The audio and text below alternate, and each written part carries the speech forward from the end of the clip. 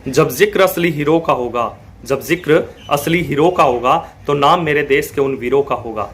जय हिंद साथियों, मेरे YouTube चैनल मनीष की बात में आप सभी का स्वागत है। फौज का मतलब केवल नौकरी नहीं, ये एक जज्बा है, ये एक कर्तव्य है देश के प्रति, राष्ट्र के प्रति, और जिसे ना केवल सैनिक बल्कि उसके परिजन भी उसी साहस के साथ निभाते हैं। हम जब वीर गति में प्राप्त सैनिकों के परिजनों को हम सुनते हैं तो देश के प्रति देशभक्ति, देश के प्रति जिम्मेदारी का जो भाव उनके अंदर होता है वो भारत के प्राण है, वो भारत की प्राणवायु है। व्यक्तिगत शोक से ज्यादा देश के गौरव की चिंता जिन परिजनों को रहती है, हम इस वीडियो के माध्यम से उन्हें प्रणाम करेंगे, उनका धन्यवाद करेंगे, उन्हें नमन करेंगे। अभी पिछले दिनों शहीद हुए मेजर कुंदन के पिता के वो शब्द जिसमें उन्होंने कहा कि अभी मेरा एक बेटा शहीद हुआ है, 2 पोते और भी हैं, वो सेना में जाएंगे और मेरे बेटे के अधूरे काम को पूरा करेंगे तो मानो भारत का मस्तक ऊंचा हो रहा हो। पठानकोट हमले में शहीद हुए मेजर विभूति की पत्नी की वो तस्वीर जिसमें वो अपने पति को फ्लाइंग किस कर रही थी, मानो प्रेम की पराकाष्ठा से हमें प्रदर्शित करा रही हो। आगे चलकर उन्हीं मेजर विभूति की पत्नी सेना में शामिल होती है तो मानो भारत की वो ऐतिहासिक परंपरा जिसमें रानी लक्ष्मीबाई ने अपने पति की मृत्यु के बाद झांसी के किले की रक्षा करने का निर्णय लिया था, मेजर विभूति की पत्नी भी उसी परंपरा को आगे बढ़ाती है। अपने पिता के पार्थिव शरीर को सैल्यूट करती वो बेटी मानो मन ही मन कह रही हो कि पिता, मुझे तुम पर बहुत गर्व है। एक पत्नी जिसके पति की सीमा पर शहादत हो गई, उस पत्नी के आंसुओं को आप कल्पना भी नहीं कर सकते। और कहा भी गया है, उन आंसुओं के सामने 7 समुद्र हारे होंगे जब मेहंदी वाले हाथों ने मंगलसूत्र अपने उतारे होंगे। उस पत्नी के पास शादी की सालगिरह के समय अपने पति को ना होकर उनकी तस्वीर रहती है और वो उसी से सेल्फी लेकर पोस्ट करती है तो कितना गौरव महसूस होता होगा उस पत्नी को। उसके धैर्य को हम प्रणाम करते हैं।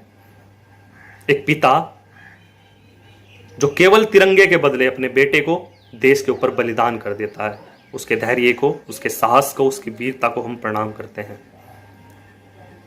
जिन कंधों पर भारत मां की रक्षा की जिम्मेदारी थी, आज वही बेटा जब वीर गति को प्राप्त हो घर आता है, उसकी शव यात्रा को एक मां अपने कंधों पर लेकर चलती है तो मानो भारत मां और वो मां कह रही हो कि बेटे, मुझे तेरी शहादत पर गौरव है, मैं नमन करती हूं तुम्हारी शहादत को, मैं नमन करती हूं तुम्हारे शौर्य को।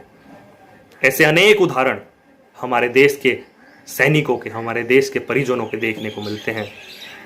ये भावनाएं नई नहीं हैं, ये हजारों साल से चली आ रही वो परंपरा जो इतने वर्षों के संघर्ष के बावजूद भी भारत जीवित रहा है। एक पीढ़ी आती हैं, तलवारें गिरती हैं, अगली पीढ़ी तलवार उठाने के लिए आगे बढ़ती है। व्यक्तिगत शोक की चिंता जिसे नहीं रहती, ऐसे भारत का गौरवशाली इतिहास अनेकों उदाहरणों से भरा हुआ है। आज भी ऐसा ही है। गांव-गांव में आप देखिए तो लाखों लाख युवा दिन रात पसीना बहाते हैं ताकि वो देश की सीमा में की सुरक्षा के लिए सेना में शामिल हो सके। आज भी एक नई पत्नी अपने पति की वर्दी को तैयार करके उसे सेना में हंसते हंसते भेज देती है। ये भारत के गौरव है।